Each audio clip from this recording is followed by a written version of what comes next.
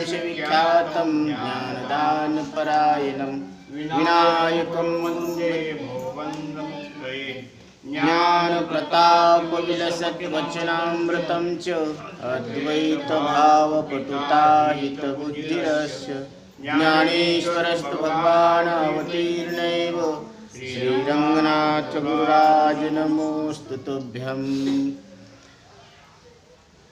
निर्वाण षटकम या प्रकरणामध्ये आचार्य सांगतात, पिता नैव मे नैव माता न जन्म न बंधुर्न मित्रं गुरुर्नैव शिष्य चिदानंदरूप शिवोऽहं शिवोऽहं। पिता नैव मे नैव माता न जन्म, कारण काल आपण पाहिलं, आचार्य सांगतात की न मे जाती भेदा है ना, न मे कर्म बंधा न मे जाती भेदा। काय शब्द वापरलेला आहे तिथं? न मे कर्म म्हणजे भीती नाही, शंका नाही। न मे जन्म न मे मृत्युशंका न मे जाति भेदा।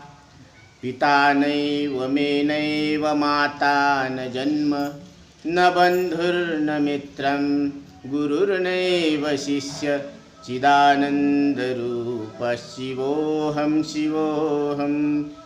12 प्रकारचे शास्त्रामध्ये भेद सांगितलेले आहेत की जीव आणि ईश्वराचा भेद हा महत्त्वाचा आहे, परंतु जीव हा ईश्वराचा अंश आहे। ममवंशो जीवलोके जीवभूता सनातनः मनःषष्ठाणि इंद्रियाणि प्रकृतिस्थानी कर्षति। म्हणून प्रत्येक जीव हा ईश्वराचा अंश असल्यामुळे जीव हा ईश्वर रूप आहे।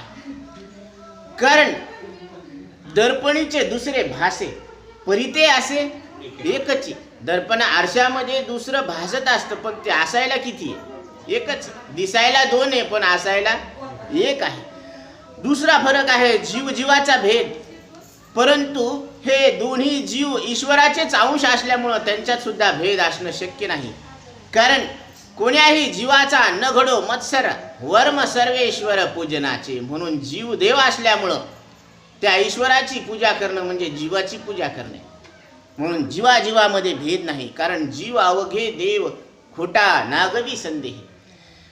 नंतर जीवजडाचा भेद आहे तिसरा, परंतु जड हे सर्व ईश्वर रूप आणि जीव ईश्वराचा अंश असल्यामुळं जड आणि जीवामध्ये सुद्धा भेद नाही। चौथा जड ईश्वराचा भेद, परंतु संपूर्ण विश्वच काय आहे? ईश्वरमय आहे, विष्णुमय जग वैष्णवांचा धर्म। भेदा भेद भ्रम अमंगळ। म्हणून हा वेदांत शास्त्राचा मुख्य सिद्धांत आहे की भेद दिसत असताना तो खोटा आहे आणि अद्वैत मात्र सत्य आहे, आणि ते तुमचं आमचं प्रत्येकाचं एक स्वरूप आहे। जडजडाचा भेद आहे। आता परमात्माच सर्व जग झालेला आहे। एका जनार्दनी एकपणे उभा चैतन्याची शोभा शोभत असे। म्हणून हे समस्त ही श्री वासुदेव ऐसा प्रतीती रसाचा ओतला भाव भक्ता माझी राव ज्ञानिया तोची। तो भक्तामध्ये राजा आहे आणि ज्ञानी सुद्धा तोच आहे। कोण? ज्यानं हे समस्त ही श्री वासुदेव, हे सगळंच काय आहे? वासुदेव स्वरूप परमात्मा आहे। हे म्हणजे काय? जे इंद्रियाद्वारे अंतकरणामध्ये अनुभवाला यायलं आणि जे इंद्रिया वाचून अंतकरणामध्ये आठवणीत यायला लागलं, ते सगळं काय आहे? परमात्मा आहे। जे जे दृष्टी दिसे तिथे हरिरूप पूजा ध्यान जप त्यासी नाही। जे जे आपल्या इंद्रियासमोर दृष्टीला यायला लागलं ते सगळं हरीच आहे असं ज्याचा भाव झाला, त्याला पूजा ध्यान जप करण्याची आवश्यकता नाही। म्हणून जे जे भेटे भूत ते ते मानिजे भगवंत। हा भक्तियोग माझा निश्चित जाण उद्धवा। उद्धवा, जे तुला भेटते भूत ते सगळंच काय आहे? ईश्वर आहे, मीच आहे असं ज्याला वाटतं तोच काय आहे? भक्तियोग आहे। म्हणून हा जो काही इथं सांगितलेला भेद आहे हे आपल्यालाच कळतं असं नाही, हे म्हशीला सुद्धा कळतं। कारण भुसामध्ये आणि पाण्यामध्ये तिला फरक कळत ना। तहान लागल्यावर ते भूस दिसतं, पण पाण्यात तलावाकडे जातील ते। आता शिंगरू आणि कोकरू दोन्ही दिसतात. मग तिला माहित आहे की शिंगरू तिचे, कोकरू तिचे आणि हे वासरू असं म्हशीला कळतं का नाही? म्हणजे जीवाजीवातला भेद कळतो, जडाजडातला भेद कळतो. दुसरं कोकरू आणि लेकरू याच्यातला बी भेद कळतो. म्हणजे जड जीव, जीव जीव म्हणजे दोन्ही जीवामधला भेद तिला कळायला लागला. आता लेकरू बरं का आणि छोकरी म्हणजे जीवाजीवातला भेद तिला सुद्धा कळत आहे त्या म्हशीला. मग आपल्याला कळतं, याच्यामध्ये शहाणपणा आहे का? भेद दिसतो, पण मनुष्य देहामध्ये बुद्धी असल्यामुळं भेद खोटा ठरवता येतो. हा पुरुषार्थ. म्हणून हा पुरुषार्थ धन्य तुकोबा समर्थ जेने केला हा पुरुषार्थ. तुकाराम नाम घेता कापे यम. यम सुद्धा चळ चळ कापतो अशी ताकद तुकाराम शब्दात आहे. आणि त्या नामातच तुमचा अर्थ आहे. तुका राम, तुम्ही रामरूप आहात. तैसा हृदयामध्ये मी रामू, असता सर्व सुखाचा आरामू. की भ्रांतासी कामू विषयावरी, परंतु जीव हा विषयाच्या नादी लागल्यामुळं अनमोल आयुष्य हे चाललेलं आहे. आणि कशामध्ये? पैसा कवडी कवडी माया जोडी, लाख करोडो मोठी. कवडी कवडी माया जोडी, लाख करोडो मोठी. चिट्ठी आई जब जमजी की, खोल गया लंगोटी.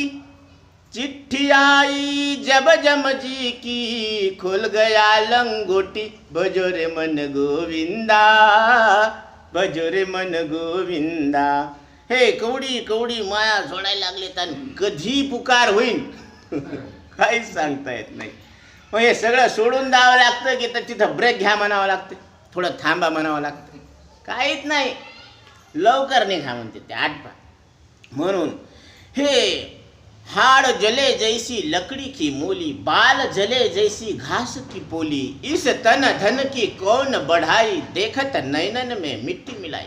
आपण इतकं चांगला मानव देह मिळून सुद्धा आपण आपल्या डोळ्यामध्ये माती घालून टाकली आणि आयुष्यभर आपण विषयाच्या नादामध्ये हे आयुष्य निघून गेल्यानंतर आता काय जाब देशी यमदूता. काय उत्तर देणार की आपण उभं आयुष्यामध्ये काय केलं? परमात्मा तर काही प्राप्त केला नाही. आणि जे काही संग्रह केला ते इथंच सोडून गेले. तिथं संग नेलं का? नाही नेलं. मग काय केलं? खाया पिया सुख से सोया, यूं ही उमर गवाया. म्हणून इथं भेद दिसतो, पण तो भेद खोटा ठरवता येतो. हे बुद्धीचे वैभव अन्य नाही तुझे, एकाकीशी राजे सकळ सिद्धी. म्हणून या बुद्धीनं हा भेद खोटा ठरत असतो. ईश्वर ईश्वराचा भेद म्हणजे इथं सांगितलेला आहे. हरिहरा नाही, हरिहरा भेद नाही. आणि नका करू वाद. हे आडवा पट्टा आणि उभा पट्टा लक्षात घ्या की हरी हरी हरी मंत्र हा शिवाचा, म्हणती जे वाचा तया मोक्ष. महादेव असं भस्म लावतो, ताज्या चित्यावरचं भस्म लागतं त्याला. आणि विष्णुमय जग वैष्णवांचा धर्म उभा टिळा. मग ते म्हणायला लागलेत की विष्णू कोणाला भजायला लागलेत? महादेवाला. राम सेतू ते समुद्राचं तिथं पूजन केलं का नाही?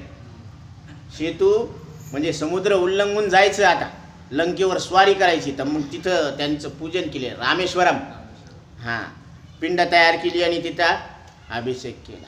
मग हे त्याला भजायलेत आणि ते यायला भजायलेत. म्हणजे दोघायचं एकमेकायचं असं मेतकुटे. मग आपणच कशाला भांडणं करायचे? हरिहरा भेद नाही, नका करू वाद, वाद घालू नका. हे सगळं एकच परमात्मा आहे. म्हणून हा ईश्वर ईश्वरात सुद्धा भेद नाही. परंतु शास्त्रानं अजून भेद सांगितलेले आहेत, स्वगत भेद. जसं या शरीराला हात पाय हे अवयव आहेत ना, पण स्वरूपामध्ये अवयवच नाही. आपल्या स्वरूपाला आकाशाला हात पाय आहेत का? नाही. आकाश निरवयव आहे. तसं ब्रह्म हे आपलं स्वरूप आहे, ते सुद्धा निरवयव. आपल्याला हात नाही, पाय नाही, मुंडकं नाही, धड नाही, आणि आपण नाही असं नाही. आपण आहोत. मग आपण तुकडे तुकडे नाही, तुकड्या तुकड्याचे नाहीत, आपण अखंड आहोत. अखंड मंडलाकारम व्याप्तैनम चराचरम. दुसरा भेद आहे सजातीय भेद. आता दोन जातीत भेद आहे, पण सगळ्याच्या अंतःकरणामध्ये परमात्मा विराजमान आहे. मग हे परमात्मा आणि ते परमात्मा असं दोन थोडीच मोजता येते, एकच आहे ना. म्हणून एको देवा सर्व भूतेषु गूढा हा शास्त्र सिद्धांत आहे. श्रुती माता सांगत असते. म्हणून विजातीय भेद, आता दोन भिन्न पदार्थ असले तर ते सुद्धा देवाचेच रूप आहे. आता सूर्य आहे आणि चंद्र आहे, सूर्य उष्ण आहे आणि चंद्र शीतळ आहे, पण दोन्ही देवाचेच रूप आहे, म्हणून तिथं सुद्धा भेद नाही आहे. आता देश म्हणजे सर्व देशामध्ये परमात्मा भरून उरलेला आहे, म्हणून देश परिच्छेद नाही आहे. विठ्ठल व्यापक त्रिभुवनी, विठ्ठल विस्तारला जनी, विठ्ठल व्यापक त्रिभुवनी. म्हणून आणि जळी स्थळी भरला रिता ठाव नाही उरला, आजिम्या दृष्टीने पाहिला विठ्ठलची विठ्ठलची विठ्ठलची. एक विठ्ठलच पाहायला लागलो मी, मला दुसरं काही दिसच न. म्हणून अर्जुना मी नसे ऐसा कवन ठाव असे, मी नाही असा कोणता ठिकाण आहे सांगा. म्हणून इथं देश मर्यादा नाही, म्हणजे तिथं भेद नाही. आणि काळ सुद्धा मर्यादा नाही, कारण सर्व काळामध्ये परमात्मा आहे. पूर्वी होता आणि आता रिटायर झाला. ते नोकरीवरून रिटायर झाले, फॉरेन रिटर्न, म्हणजे तिकडच्या कामाचे नाही म्हणून इकडं पाठवलं, पण इकडचे भूषणात येते फॉरेन रिटर्न आहे. ते काही कामाचे नाही म्हणून. मग तसा परमात्मा रिटायर झाला का? पूर्वी होता, आता आहे आणि पुढं राहणारच आहे. आधी मध्य अंती अवघारी एक, एकची अनेक एक हरी. म्हणून तो हरी सर्व काळात आहे, म्हणून काळाचा भेद नाही. आणि वस्तूचा सुद्धा वस्तूमध्ये भेद नाही, कारण वस्तू एकच आहे. गुरुने दिला फळा, सगळं घर झाडा, झाडून केलं चक आणि वस्तू राहिली एक. एकम अद्वितीयम ब्रह्म पाही, आणि दुसरे काही नाही. म्हणून हे गुरुनं दिलेला फळा आहे आपल्याला विवेकाचा. आणि त्याच्यानं सिद्धांत आहे की एकम अद्वितीयम ब्रह्म नेह नानास्ति किंचन, दुसरं काहीच नाही, तुम्हीच आहे. स्वप्नामध्ये कोण आहे? तुम्ही एकटेच आहे. तुमच्या एकट्याचाच सगळ्या कल्पनेचा पसारा आहे ते. म्हणून स्वप्नीची विचित्र सेना मीची झालं होतो नारायणा. म्हणून हे नारायण स्वरूप तुमचं आहे आणि तुम्हीच त्या रूपानं विस्तारलेले आहे. म्हणून तैसा मज एकाचा विस्तारू ते हे जग, की भांगाराची अलंकारू का बीजची झाले तरू, का भांगाराची अलंकारू तैसा मज एकाचा विस्तारू ते हे जग. हे कोणाचा विस्तार आहे? जग हे तुमचाच विस्तार आहे, तुम्हीच नटलेले आहे.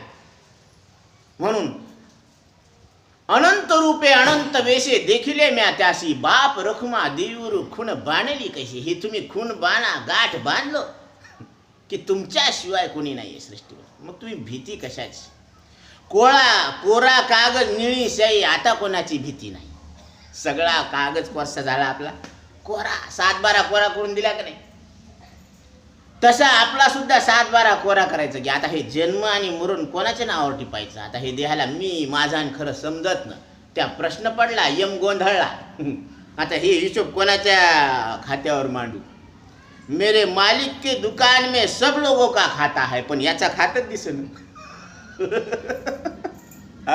हे नील रिपोर्ट झालं नाही. ते म्हणजे डॉक्टर साहेब मग काहीच दुखणं. ते म्हणले बरं आहे ना, मग मला रिपोर्ट द्या ना. अरे तुला रिपोर्ट काय द्यायचं? तू आरोग्य, तुला दुखत नाही, हेच आरोग्याचं लक्षण आहे, जा आता. तसं तुम्हाला जन्म नाही, मृत्यू नाही, कर्म नाही, तुम्हाला कर्माचं फळ सुद्धा नाही, असं तुम्ही कसे अजन्म आहोत. मग आता असं असताना तुम्हाला काय रिपोर्ट द्यावा? म्हणून ऐसे जेणे जाणितले तो सुटला गा, हे मजची स्तव जाहले परी म्या नाही केले, ऐसे जेणे जाणितले तो सुटला गा. अशा पद्धतीनं देश काल वस्तू भेद मावळला, आत्मा निर्वाळला जगदाकार. भेद हे भ्रमाचे म्हणजे अज्ञानाचे लक्षण आहे. आणि हरिभक्तास कोणताच भेद नसतो, कारण त्याची स्थितीच अभेदामध्ये ही स्थिर पावलेली असते. भेद मायेमध्ये आहे, ब्रह्मामध्ये नाही. म्हणून ब्रह्मतेची माया, मायतेची ब्रह्म, अंग आणि छाया जयापुरी. कारण मायेला अधिष्ठान त्याच्याशिवाय सत्ता नाही, आणि अधिष्ठान ब्रह्म आहे. मा म्हणजे जी नाही ती, या म्हणजे हे. म्हणून जी नाही ती, तिला काय म्हणायचं? माया. म्हणून नाही ते चित्र दावित, ते नसलेले चित्र दाखवायला, पण विवेक केला तर ते काही सिद्ध व्हायला तयार नाही. म्हणून ही माया आहे. आणि जसा दागिन्यामध्ये भेद आहे, सोन्यात नाही, गाडग्या मडक्यात भेद आहे, मातीत नाही, तसा तरंगात भेद आहे, पाण्यात नाही, तसं या विश्वात भेद आहे, ब्रह्मात नाही. आणि ते तुमचंच आमचं सगळ्यांचं एक स्वरूप आहे. म्हणून इथं वेदांत विचारामध्ये या शरीराला 4 अभाव आहेत. कारण आपण तर भावरूपच आहोत. सकाळी आहोत, दुपारी आहोत, संध्याकाळी आहोत, जागे आहोत, झोपे आहोत, इथं नाही तर गावाला आहोत, आपण कुठं नाही. म्हणून आपला कधीच अभाव नाही. म्हणून इथं शरीराला प्रागभाव म्हणजे हा जन्मा अगोदर नसणं, म्हणजे गर्भस्थ, गर्भामध्ये असते नाही, मग हे त्याला असा भाव आहे. प्रध्वंसा भाव म्हणजे जन्मानंतर नसणे, बरं का. आणि अनन्यो भाव म्हणजे एका ठिकाणीच असणे, हे दुसऱ्या ठिकाणी नसतं. आता इथं येतं घरी नाही ना, आणि घरी येतं इथं नाही, हे सगळीकडे आहे का? नाही. म्हणून ह्याला आता दुसरा अत्यंताभाव म्हणजे मरणानंतर हे कुठंच दिसत नाही. आणि जर समजा आता मेलेले उठू उठू येऊ लागले भेटायला, तर आपण भेटतो का? हे म्हणजे मेलं भूत होऊन आलं नको त्याला घरात घेणं. म्हणून याच्या मरणानंतर ह्याचा भाव नसतो, हे राहतच नाही, कुठं भेटत नाही. असा परमात्मा कोणत्याही प्रकारे अभावाचा प्रतियोगी नाही, अनुयोगी आहे. म्हणजे आपला कुठंच अभाव नाही. म्हणून काय म्हटले तिथं, गेला भावा भाव, झाला स्वयमेव पांडुरंग. आठव गेला भावा भाव. आपल्याला अनात्म वस्तूंना आठवण करावं लागते, पण आत्मस्वरूपाची आठवण ठेवायची गरज नाही. ते असतंच. कधी बी तपासून पहा. तुम्ही आहे तर तुम्ही ध्यान द्या का न द्या, तुम्ही आहात. मग तुम्ही कधी नाही असं नाही. आणि म्हणून कारण परमात्मा कोणत्याही अभावाचा प्रतियोगी नाही, अनुयोगी आहे. कारण तो परमात्मा जन्मा अगोदर आहे, नंतर आहे, सर्व ठिकाणी आहे. म्हणून त्याला मरणच नाही. त्याला काय नाही? मरणच नाही. आणि म्हणून तो जन्मत नाही. आणि जन्मत नाही म्हणून पिता नाही. पिता नैव मे नैव माता न जन्म. आता माता नाही म्हणून पिता नाही, आणि माता पिता नाही म्हणून त्याचा जन्म झाला नाही. कारण लेकरू जन्मत होते, त्याला काय पाहिजे? आईबाप पाहिजे ना. आता एकानं काय सांगितलं की वांझेच्या सुनाला पुत्र झाला आणि भीष्माचार्यांच्या पत्नीचे दूध पेला आणि इतका माजला की तो एका मनुष्याला नाशविला, ज्याला घर नाही कपडे नाही, अशा माणसाला त्याचा नाश केला. खरं सांगा, आता वांझेच्या सून, त्याला पोरगत नाही, तिची सून आणि त्याचं पोरग, आणि त्यानं भीष्माचार्याच्या पत्नीचं दूध पिलं. आता ती अखंड ब्रह्मचर्य शक्य आहे का? शक्यच नाही. तसं तुम्हाला जन्म शक्यच नाही, तुम्हाला मृत्यू शक्यच नाही. असा हा शास्त्राचा सिद्धांत आहे. म्हणून इथं सांगतात की तुम्हाला जन्म नाही आणि तुम्हाला मृत्यूसुद्धा नाही. मग कोणापासून तुम्हाला जन्म? कारण ज्याच्यापासून जन्म झाला, आणि जन्म झाला म्हणलं की ते मेला, झाला म्हणलं की मेला. मग तुम्ही झाले का मेले? तुम्ही झाले नाही आणि तुम्ही मेले नाही, याला पुरावा गीतेचा आहे.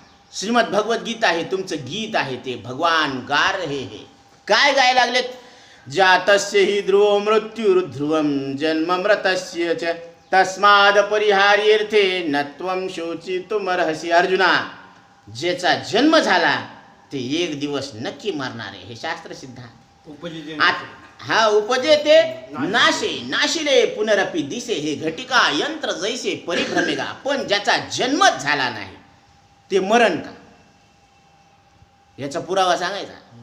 जन्म नाही रे आणिक तुका म्हणे माझी भाग. तुकोबराय शपथ घेऊन सांगायला लागलेत की तुम्हाला जन्म नाही, तुम्ही जन्मलेलेच नाही. मग तुकोबराय कधी खोटं बोलणार नाही याची गॅरंटी आपण घेतो, आणि आपण कधी खोटं बोलणार नाही याची बी गॅरंटी आपण घेतो. पण अजून एक गॅरंटी आहे, आपण कधी खरं बोलणार नाही याची बी गॅरंटी आपण घेतो.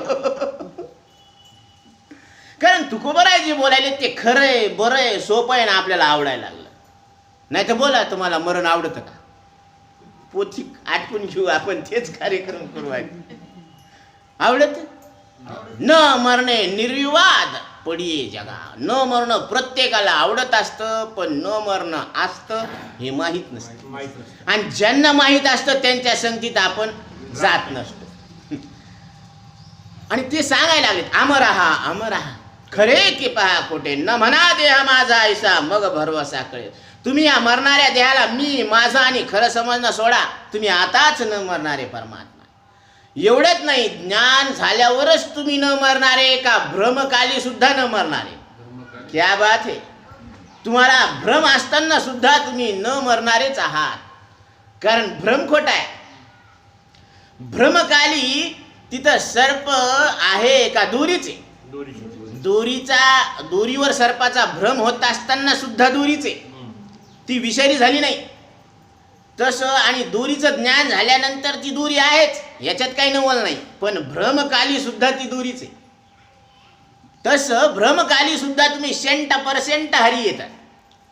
दुजे खंडे तरी उरला तो अवघा हरी, आपण बाहेरी न लागे ठाव धुंडावा. म्हणून अशा पद्धतीने इथं सांगतात की राग द्वेष वियुक्तैस्तु विषयानिंद्रियैश्चरन् आत्मवश्यैर्विधेय आत्मा प्रसाद मधी गच्छती. कारण त्या साधकाला आता राग द्वेष राहिलेले नाही, कारण सगळेच न मरणारेत म्हणल्यावर आनंद नाही का. आता माणसाचं दुखत नसल्यावर ते कणल कशाला. लोक दवाखान्यात आनंदानं उड्या मारीत जातात का दुखत आहे म्हणून जातात, कणत कणत जाते. दुखते म्हणून जाते का, हौस असती का दवाखान्यात जायची नाही. तसं आनंद आहे म्हटल्यावर त्याला आता राग आहे का द्वेष आहे. राग द्वेष निमाले तरी ब्रह्मीचे साम्राज्य आले.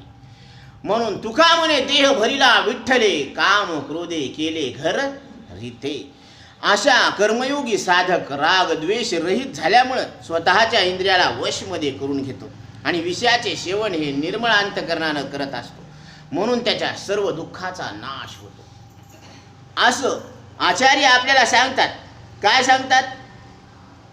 पिता नैव मे नैव माता न जन्मा. म्हणून इथं आपल्याला जन्म नाही आणि जन्म नसल्यामुळं आपल्याला मृत्यूचं भय नाही. आता नसरेची माय बाप भिके नाही खंडना असं सांगितलेलं आहे एक ठिकाणी. तर शास्त्रामध्ये संतांनी मायबापाचे जवळजवळ 9 प्रकार सांगितलेले आहेत. प्रत्येकास 5 माता असतात, 5 बाप असते पिता. आता 5 माता कोणत्या. राजपत्नी, गुरुपत्नी, मित्रपत्नी, तथैवच पत्नी माता स्वमाताच पंचेता मातरा स्मृता. म्हणजे राजपत्नी, गुरुपत्नी, मित्रपत्नी, सासू आणि स्वतःची आई, हे सगळ्या आई आहेत आपल्या. 5 पिता. जानिताच विनेताच यस्तु विद्यां प्रयच्छति अन्नदाता भ्रयत्राता पंचेते पितरा स्मृतः. म्हणून स्मृतीमध्ये सांगितलेलं आहे की जन्म देणारा पहिला पिता आहे, उपनयन करणारा दुसरा पिता आहे, विद्या देणारा तिसरा पिता आहे, पालन पोषण करणारा चौथा पिता आहे आणि भय निवारण करणारा 5वा पिता आहे. उपजलिया बालकाशी तत्वता पंचविध जान पिता. जनिता आणि उपनेता तिजा प्रतिपाळिता अन्नदाने.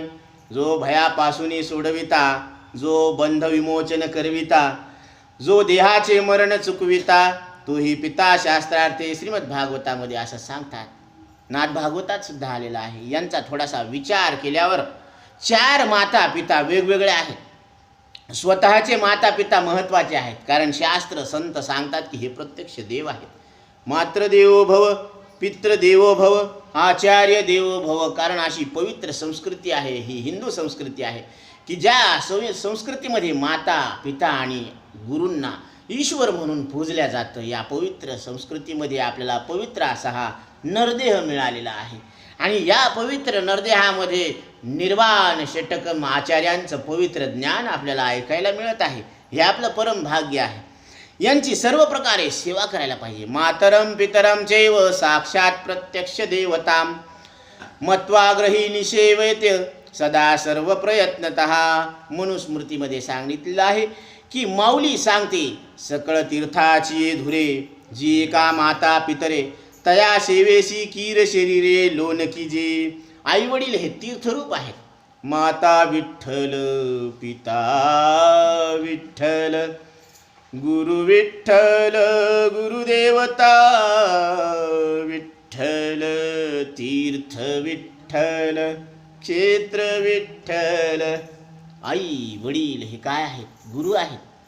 म्हणून आपल्याला कल्पना नाही की पुंडलिक रायाने आईवडिलांची सेवा केलेली आहे. पांडुरंग संतुष्ट होऊन त्यांच्या भेटीसाठी आलेले आहेत. पितृसेवा पुण्य लाधले, निधान ब्रह्म सनातन तया घरी. साक्षात पांडुरंग परमात्मा त्यांच्या घरी आले. आता वेळ नाही म्हणून त्यांनी एक वीट फेकली आणि युगे 28 विटेवरी उभा. असा हा पांडुरंग परब्रह्म, पुंडलिकाचे भेटी परब्रह्म आले का? ही आईवडिलांची सेवा. गणेश बाप्पांनी शंकर पार्वतीला प्रदक्षिणा घालून आद्यपूजेचा मान मिळवलेला आहे. म्हणून श्रावण बाळाची कथा सर्व भारतीयांना तर माहीतच आहे की त्यांनी आपल्या आईवडिलांना कावडीमध्ये बसवून सगळ्या भारतातील तीर्थयात्रा करून घेतल्या. माऊली म्हणते, ज्याला विश्व मान्यता आहे पण आईवडिलांना धड बोलत नाही, त्याच्यासारखा मूर्ख दरिद्री तोच आहे. घरी माता पितरा धड बोली नाही संसारा, येर विश्व भरी आदरा मूर्ख जैसा. सगळ्याला मान द्यायचा आणि आईवडिलांनाच मान नाही द्यायचा. याच्यासारखा मूर्ख कोणी नाही. आपल्या मिळकतीचा काही भाग आईवडिलाकरिता खर्च करायला पाहिजे. एकदा एका राजा जंगलामध्ये गेला शिकारीला. शिकारच मिळाली नाही त्याला. रात्र झाली. एका शेतकऱ्याच्या घरी त्याला मुक्काम करावा लागला. राजाने त्याला विचारले की आपली मिळकत किती आहे, खर्च कसा करता तुम्ही? शेतकरी हुशार होता. त्यानं सांगितलं, माझ्या शेतामध्ये 20 पोते धान्य होतात, तर त्याचे 4 भाग करतो. 1 भाग मी खर्च करतो, 1 भाग खड्ड्यात टाकतो, 1 भागाने कर्ज फेडतो आणि 1 भागानं कर्ज देतो. राजाला म्हणलं, मला काही कळालं नाही. तुम्ही काय म्हणले मला कळालं नाही. ते म्हणलं की मला ते सोपं आहे म्हणे. 1 भाग मी स्वतः खर्च करतो आणि आईवडिलांसाठी करतो. दुसरा माझ्या पत्नीकरिता करतो. खड्ड्यात टाकतो म्हणजे पत्नी करता, कारण ना पाप ना पुण्य त्याच्यामध्ये. 1 भाग कर्ज फेडतो म्हणजे आईवडिलाकरता खर्च करतो आणि 1 भाग मुलाकरता खर्च करतो, कारण ती कर्ज देतो ना मी, त्याचं कर्ज आहे ना, त्याचं शिक्षण पालन पोषण हे असं. आणि हे ऐकून राजाला संतोष आनंद झाला. हे म्हणे, असे हुशार शेतकरी आपल्या राजवाड्यात पाहिजे असं. म्हणून आईवडिलांची सेवा करायला पाहिजे आणि आईवडिलांनाच खरं आपलं हित समजत असतं. म्हणून हित नाही ठाऊके जननी जनका, दावीला लौकिक आचारती. ते पालन पोषण करत असतात बिचारे. त्यांना माहीत असलं, ज्ञानाचे डोळे असले तर ज्ञानसुद्धा शिकवतात. काही आईवडील तर सर्पिन आणि बोक्यासारखे असते. स्वतःच्या संतानास खाणारे माय बाप जरी सर्पिन का बोका, त्यांचा संग सुखा बाळ न पावीची. त्या बाळाला सुख मिळत नाही त्याच्यासोबत. आता दुसरी एक महत्त्वाची गोष्ट म्हणजे प्रत्येक जन्मामध्ये आईवडील बदलत असते. आपण पहिलंच पाहिलं, नसरेची माय बाप भिके नाही खंडना. ज्यावेळेस आपण वगारू असतो त्यावेळेस कोण असते आईबाप? म्हैस आणि हाल्या आहे की नाही. आणि गाय असतो त्यावेळेस वासरू आहे ना, तर ती गाय आणि आपले बैल. तसं कुत्रं असलं. आता हे किती झाला फेरा गणित नाही जी दातारा, तितके माय आणि तितके बाप बरं. म्हणून इथं काय सांगितलेलं आहे की तुका म्हणे काही किती म्हणो बाप आई, किती म्हणावं की बाप हे बाप आहे ते बाप आहे म्हणून. म्हणून जी माऊली माता पित्यास मान द्या म्हणते ती ज्ञानेश्वर माऊली म्हणते. कवनाचे मायबाप कवनाचे गणगोत, मृग झळ होत जाईल लया. या सर्वांचं एकच कारण आहे, कायमचे हित करणारे ते खरे मायबाप आहे. कायमचं हित करणारे असे मायबाप. माऊली सांगते की बाप वेद आहे आणि माऊली श्रुती आहे. कसा? ब्रह्माचा अबोला फिटावा, अद्वैत तत्वे तो भेटावा, ऐसा मंत्र देखिला कणवा वेदू बापे. हा बाप आहे जो जगी समान सकृप, हिताहित दावीत दीप, तो अमान्य केला बाप वेदूजेने. हा म्हणून वेद कसे आहेत? अपौरुषेय आहेत. आणि आई कोणाला म्हणावं? अहितापासून काढिती, हित देऊनी वाढविती, नाही गा श्रुती पुरवती माऊली आन जगा. हे हिताहित पाहणारे जीवाचे आईवडील आहेत. पण हे कळण्यास कठीण आहे शिवाय यांच्यामध्ये पंक्ती प्रपंच दिसतो. 3 वर्णाच्याच उपयोगाचे असे माऊली सांगते.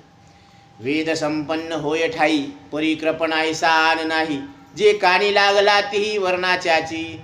म्हणून हे 6वे मायबाप आहे. वेद श्रुतीचा अर्थ गुरु समजावून सांगतात, म्हणून गुरूंना सुद्धा मायबाप म्हटलेलं आहे. मात्र हे वास्तविक गुरु हवे. गुरु क्षेत्र, गुरु देवता, गुरु माता, गुरु पिता, जो गुरु सेवे परवता मार्गून येणे, याच्याशिवाय दुसरा मार्ग नाही. गुरु श्रुतीद्वारा सांगतात तो मायबाप विठ्ठल कृष्ण यांचा नंबर 8वा आहे. वेदांत शास्त्रामध्ये संतांनी देवाला मायबाप म्हटलेला आहे. त्वमेव माता पिता त्वमेव. आणि रामरक्षा सांगते, माता रामो मत्पिता रामचंद्र. रामचंद्र हेच माझे काय आहे, माय बाप आहे. विठ्ठल माय बाप चुलता, विठ्ठल भगिनी आणि भ्राता, विठ्ठले विन नाही चाड गोता. सगळं विठ्ठलच आहे. मेरे तो गिरधर गोपाल दुसरा नकोय. संत मीराबाई सांगतात की माझं कृष्णाशिवाय कोणीच नाही आहे. कारण कृष्ण माझी माता, कृष्ण माझा पिता, बहीण बंधू चुलता, कृष्ण माझा, कृष्ण माझा गुरु, कृष्ण माझा तारू, सगळंच काय आहे. म्हणून कृष्ण वंदे जगद्गुरु, माता तुझ्यावरच सगळं सोडून दिलेलं आहे. म्हणून इतका विश्वास पाहिजे त्याच्यावर. इतिहासी पुषे जातिया धाडी रोप, पंढरपुरी आहे माझा माय बाप. येवो येवो येवो विठाबाई माऊली, निरळावरी कर ठेवूनी वाट मी पाहे. म्हणून बाप आणि आई माझी विठ्ठल रखुमाई. तुकोबराय सांगतात की माझी विठ्ठल आणि रुक्माईच कोणी, हे मायबाप आहे. म्हणून माय जगन्नाथ, बाप जगन्नाथ, अनाथाचा नाथ जनार्दन, असे शेकडो प्रमाण आहेत. पण हा मायबाप दुसऱ्या मायबापाशिवाय भेटत नाही. श्रुती गुरु सांगतात, पण संत मायबाप हे देव भेटवत असतात.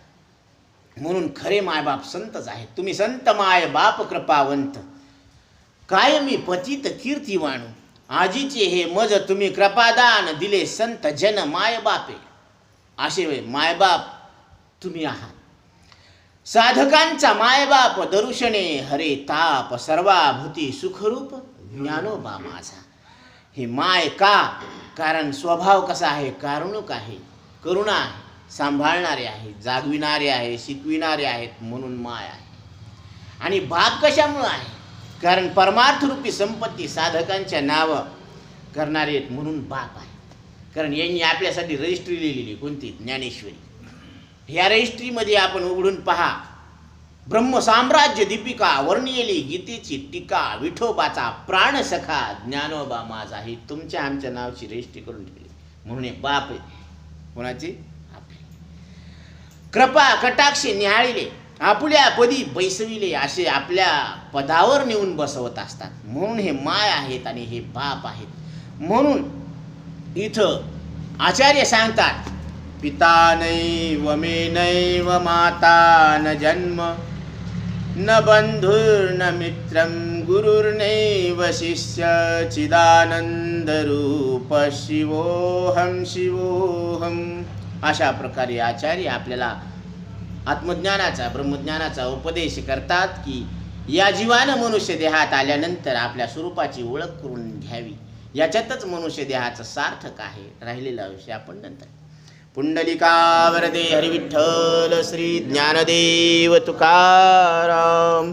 आता विश्वात्मकी देवी, येणे वाग्यज्ञ तोषावी, तोषोणी मज द्यावे पसाय दानही.